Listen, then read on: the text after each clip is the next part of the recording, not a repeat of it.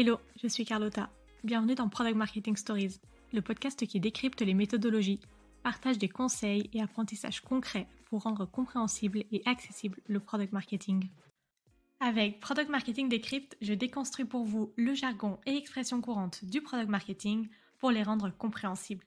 Cette série de mini-épisodes vous permet de vous former et d'apprendre les principes de base du product marketing pour monter en compétences et éviter les moments de malaise en réunion ou pendant une discussion entre collègues. Bref, cette discipline n'aura plus de secret pour vous.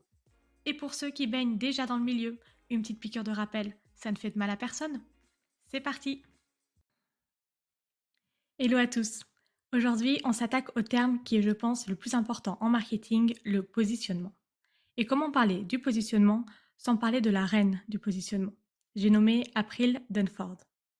C'est pour ça que pour aborder ce sujet, j'ai choisi de lire pour vous son livre best-seller Obviously Awesome, afin de vous résumer les concepts clés. J'ai décidé de faire 3 épisodes dédiés. Dans le premier épisode, donc celui-ci, on va se concentrer sur la définition du positionnement et de ses 5 composantes. Dans le prochain épisode, on abordera les 10 étapes pour construire un bon positionnement. Et enfin, dans le dernier épisode, je vous expliquerai les 4 façons de mettre en œuvre le positionnement, selon April Dunford. Donc pour introduire cette notion de positionnement, dans son livre, April part d'un constat simple. Dans un marché qui est saturé, où tout est accessible en un clic, ou presque, et où il existe une multitude de produits et de services qui finalement font plus ou moins la même chose que vous, pourquoi est-ce qu'on choisirait votre produit plutôt qu'un autre? La réponse à cette question, c'est votre positionnement. Autrement dit, c'est un exercice stratégique qui consiste à rendre évidente la valeur que le produit apporte à votre audience cible. Et aussi ce qui la différencie de tous les autres sur le marché. Donc finalement, vous l'aurez compris, le positionnement influence directement les décisions d'achat de vos clients, de vos prospects, des consommateurs. Donc dans son livre, April nous explique qu'il y a 5 composantes pour construire un bon positionnement. Je vous les énumère et on rentre dans le détail juste après. Donc on a d'abord les alternatives concurrentielles, 2 les attributs uniques, 3 les valeurs, 4 les caractéristiques clés de l'audience cible, 5 la catégorie de marché, et elle parle aussi d'un bonus qui sont les tendances marché. Donc celui-ci est optionnel. Alors, si on les reprend un par un, on commence par les alternatives concurrentielles. Ici, on vient expliquer contre qui on se bat. Ça peut être des concurrents directs, mais aussi indirects, ou encore le statu quo. Posez-vous la question, que feraient vos utilisateurs si vous n'existiez pas? Il faut donc bien lister tout ce qui pourrait être utilisé à la place de votre produit ou de votre solution. Donc ça peut être finalement votre concurrent direct, mais ça peut être aussi, je ne sais pas, recruter un alternant pour faire le travail. Pour construire un bon positionnement, la base, c'est de savoir et de comprendre avec qui notre produit est comparé. On passe à la deuxième composante, les attributs uniques. C'est ce qu'April surnomme la secret sauce. Les attributs uniques, ce sont toutes les fonctionnalités que vous avez, mais aussi les services que vous proposez, que les autres n'ont pas. Il faut donc être concret et super spécifique. Cette étape, en fait, permet de définir ce qui vous rend unique sur le marché. Juste affirmer que votre produit est plus rapide que les autres, c'est pas suffisant. Il faut dire de combien il est plus rapide. De pareil, si vous voulez mettre en avant votre service client, c'est pas suffisant de juste dire vous avez un service client. Il faut dire est-ce que ce service client, il est disponible 7 jours sur 7? En combien de temps vous répondez? On passe à la troisième composante, les valeurs. Quels sont les bénéfices de vos attributs pour les clients? Pour chaque attribut listé en étape 2, il faut le rattacher à un bénéfice que vous livrez. Plusieurs bénéfices peuvent avoir le même attribut. Cette étape permet de définir la raison pour laquelle on devrait s'intéresser aux attributs de votre produit. Donc il faut être le plus factuel possible. La quatrième composante, ce sont les caractéristiques clés de votre audience cible. Donc on en revient à nos fameux personas. Quelle typologie de client est la plus intéressée par les valeurs que votre produit apporte? Ici, il s'agit de définir ni plus ni moins que votre client idéal. Qui sont les clients qui préfèrent votre produit? Qui sont les clients les plus heureux, à qui vous apportez le plus de valeur? Qui sont les clients qui parlent de vous et qui sont prêts à vous recommander?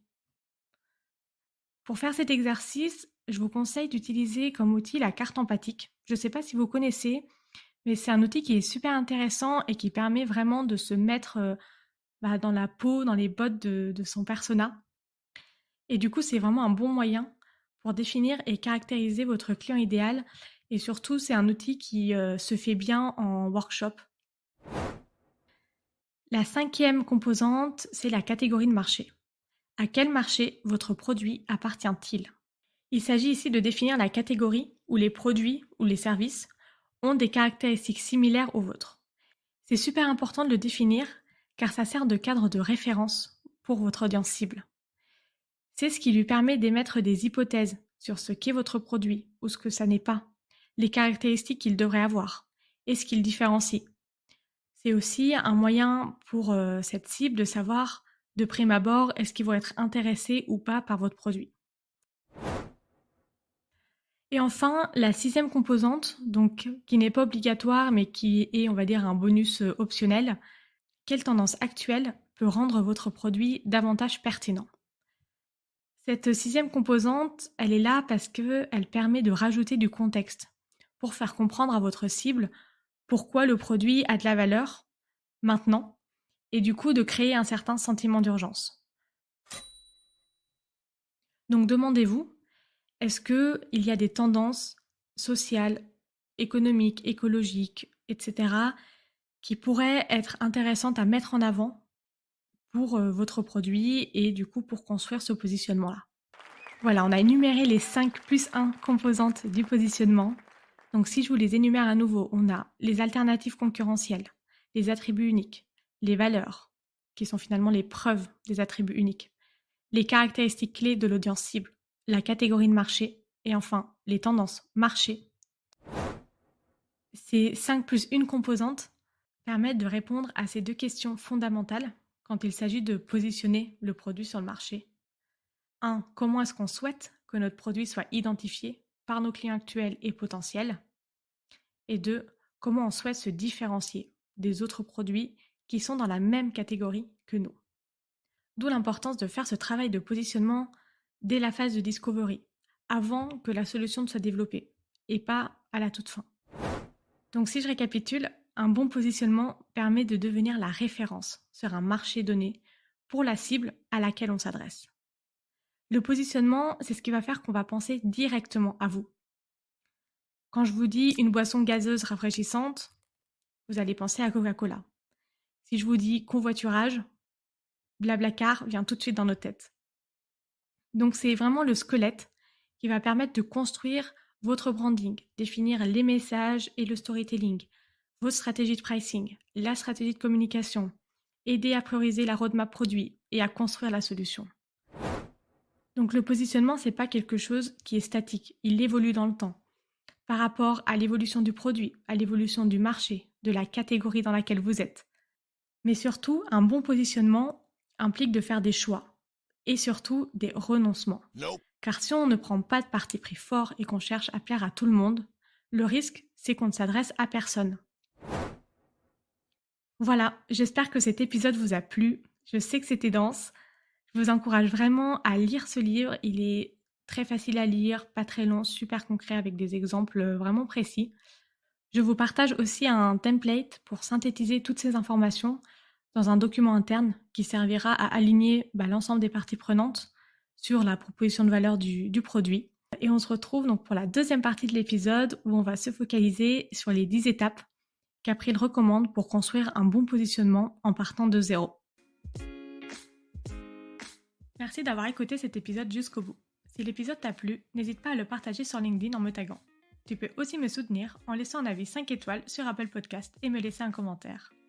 Ton aide est précieuse pour m'aider à faire connaître Product Marketing Stories et aussi m'encourager à créer davantage de contenu. Alors merci.